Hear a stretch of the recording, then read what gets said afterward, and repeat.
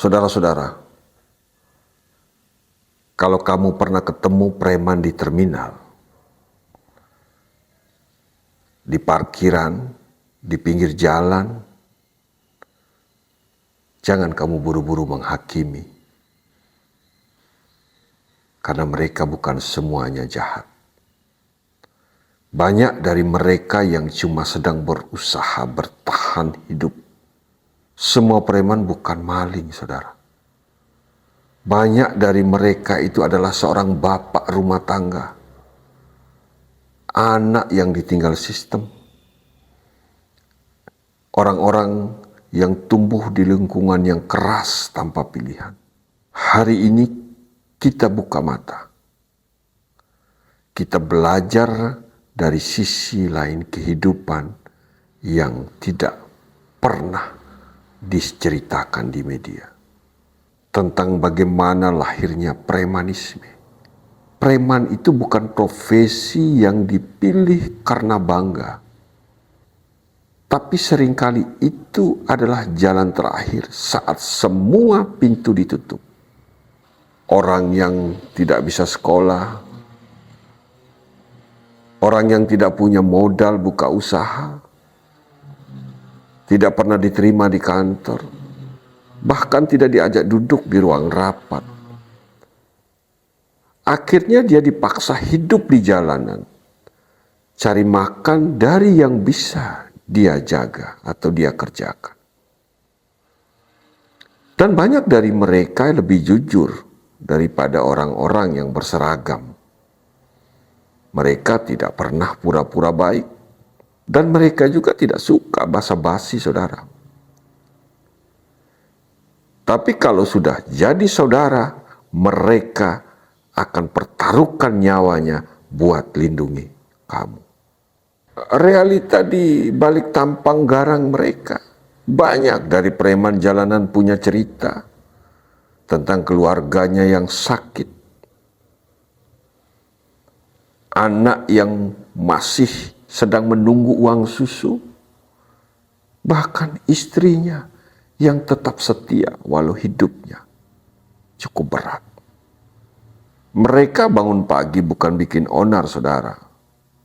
Tapi mereka bangun pagi itu buat cari recehan di jalan di mana tempatnya tidak begitu ramah. Saudara, kita sering lupa bahwa yang keras itu bukan karena jahat, tapi karena terluka. Jalanan bikin mereka tidak bisa lembut, tapi bukan berarti hati mereka mati. Di jalanan kehormatan preman punya kode etik tersendiri, saudara. Karena preman juga itu punya isyarat, punya sandi, punya morse, bahkan punya kode. Kamu tidak boleh masuk wilayah sembarangan. Kamu harus punya rasa. Kalau ada anak kecil nangis, mereka yang pertama datang, saudara. Kalau ada ibu-ibu yang bawa barangnya berat, coba kita lihat. Mereka pasti duluan akan bantu mengangkatnya. Karena ini bukan soal jagoan, tapi soal harga diri dan solidaritas.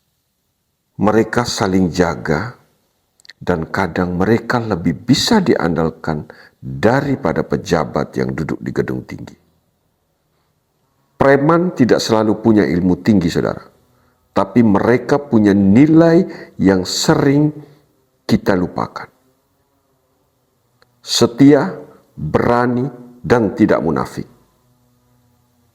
Mereka juga punya harapan dan kepingin ada jalan keluarnya. Tapi saudara, kita juga harus jujur. Premanisme bukan masa depan. Maka dari itu kita harus bantu mereka. Sehingga mereka mempunyai pilihan yang lain. Mungkin dengan cara memberi mereka uang, ajari mereka skill. Bahkan yang terpenting adalah berikan mereka kesempatan. Karena banyak dari mereka mau berubah, tapi tidak tahu harus mulai dari mana. Jalanan bisa jadi kampus, dan kita semua bisa jadi dosennya. Ajarkan mereka, bukan hina mereka. Rangkul mereka, bukan sikut mereka, saudara. Jadi saudara-saudaraku, preman jalanan itu bukan penjahat, tapi manusia yang terdesak oleh keadaan. Jadi mari, hari ini kita buka mata, buka hati, dan buka jalan. Karena di universitas jalanan bukan soal gelar, tapi soal siapa yang tetap manusia di tengah kerasnya hidup. Jadi saudara, kalau kamu kuat, bantu yang lemah. Kalau kamu paham, ajari yang bingung. Karena besarnya hati, kita ditentukan dari seberapa banyak orang kecil yang bisa kita angkat.